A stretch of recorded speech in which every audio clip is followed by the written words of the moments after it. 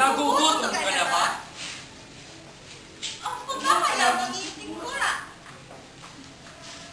Huwag na mag-alala, pagkat nandito na ang sagot sa iyong problema na mabibili sa mababang halaga. Putot kutsinta. Bili na kayo ng putot kutsinta.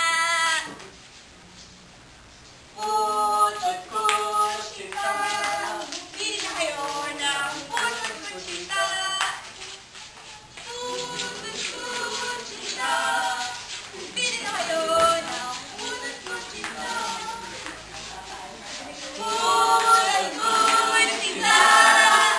Bili na kayo ng putot kutsinta. Mabibili lang sa murang halaga. At siguradong masustansya. At masarap pa. Pampalakas ng katawan. Tatakam! Takam! Ang gawang Pinoy pa. Kaya ano pang hinihintay nyo?